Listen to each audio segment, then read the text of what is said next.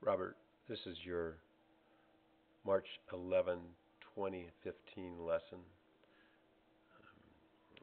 I'll give you a couple of videos here of the model swing before we start.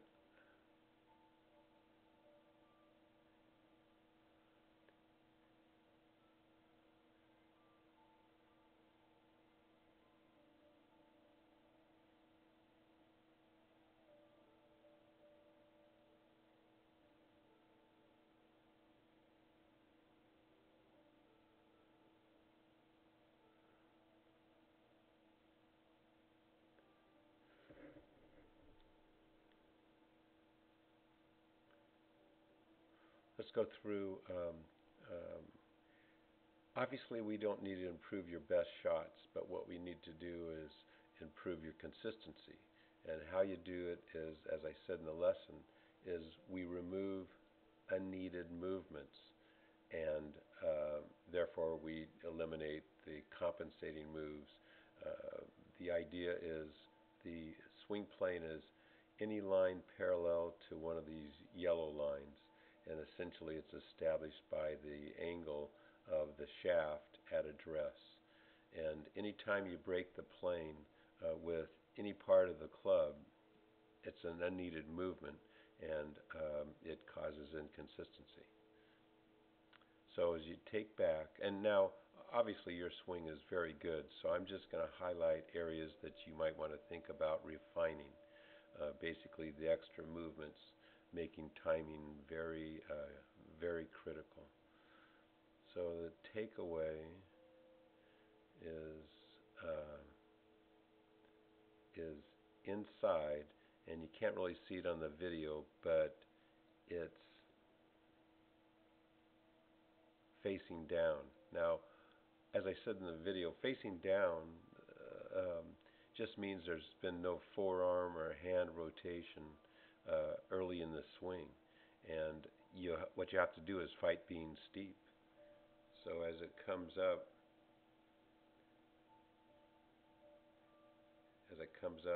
it so you're off plane here, maybe a foot. Let's get you next to.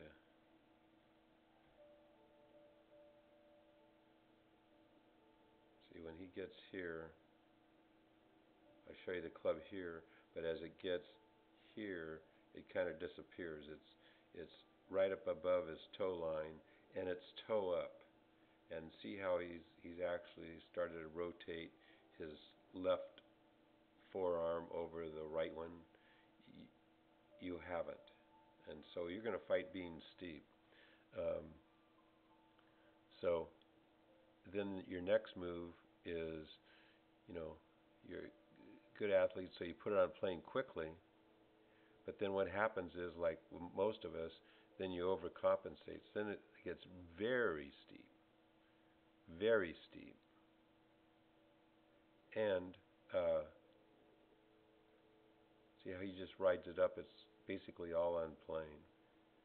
Now what happens here, Robert, is that um, if you keep going and get your hands up and set your wrists like Adam,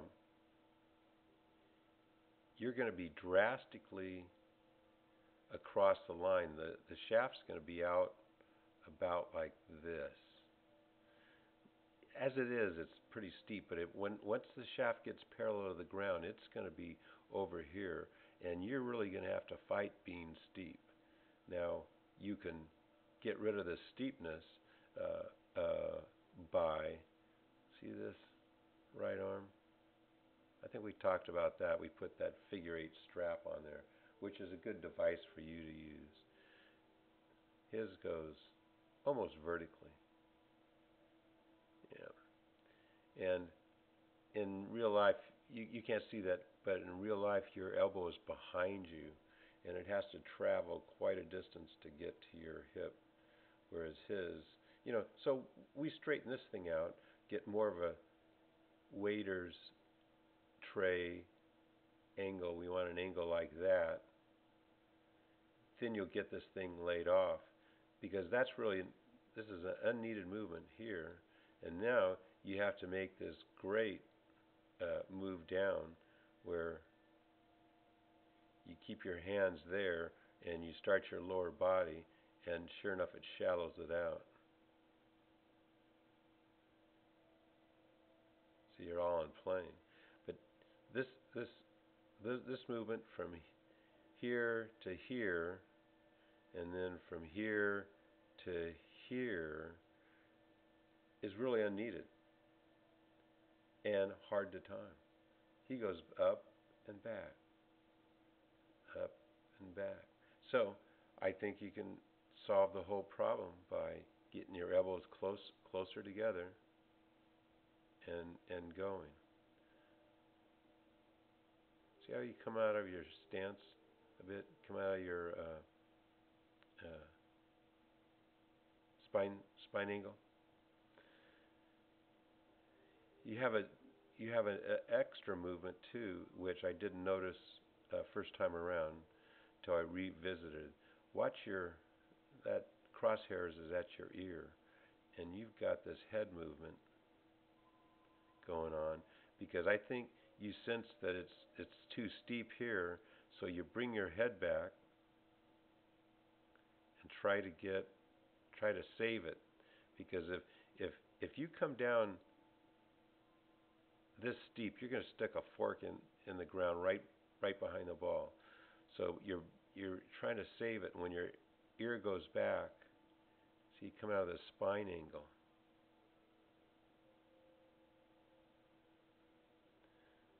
When he's up here, he's turning around his spine. Now, like, he gets his hips going. Your lower body action is really good. I mean, it's really strong. That's what's saving you.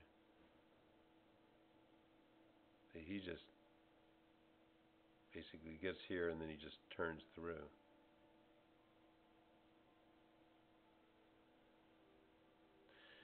So it comes off really good most of the time, but it's hard work.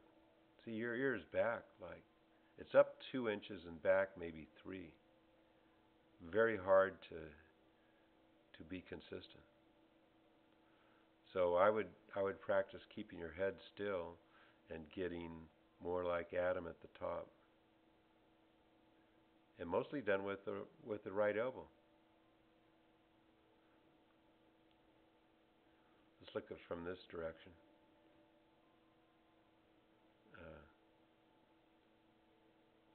Again, a lot of good things in the swing. Now, see that preset? It sets you up for dragging it back inside and becoming steep. And see, there's okay. You do a nice job, but I say you can kind of, if you have your preset right here, boom, that's good enough.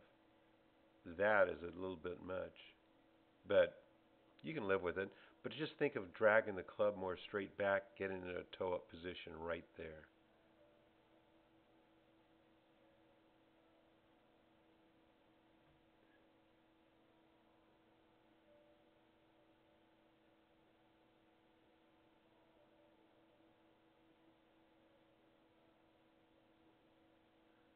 See, you're getting your hands in close to your head here. See that elbow? The elbow is kind of flying away from you. His is under supporting. See the width he has? Now, we talked about your chin too. Your shoulder bumps into your chin right there, and then you stop the swing. And you're not really behind it. I'll show you what we did afterwards. See, you and I can't get to there, but we can get here. See, your right shoulder, your right shoulder hasn't disappeared. Your left shoulder really isn't behind the ball. So, as powerful as that lower body move is, you have a tendency to go by the ball and then flip at it, trying to save it with your hands. Where they all do this, release that side, that left hip is out of the way, and they can get to this spot. So that's what we want to make you feel like. Now let's see what the improvement was here after we had you on the X strap. I'm sorry, the figure 8 strap.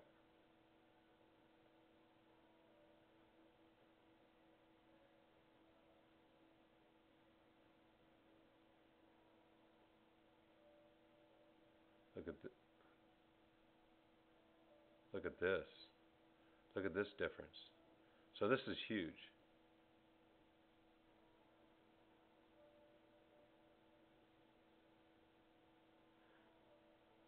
See, your shoulder is actually behind the ball. Uh, this is cranked in just like the big guys, so it kind of folds in, and your right shoulder's disappeared. You know, I'll capture. Whoops. I'll capture this for you.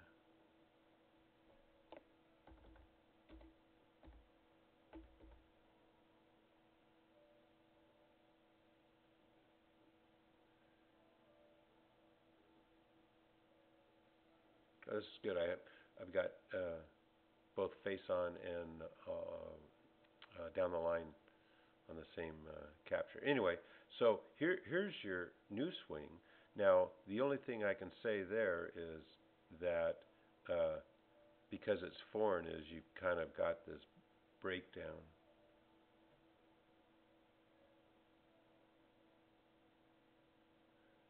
And I'm saying, see that upper arm is just what, here, I'll show you.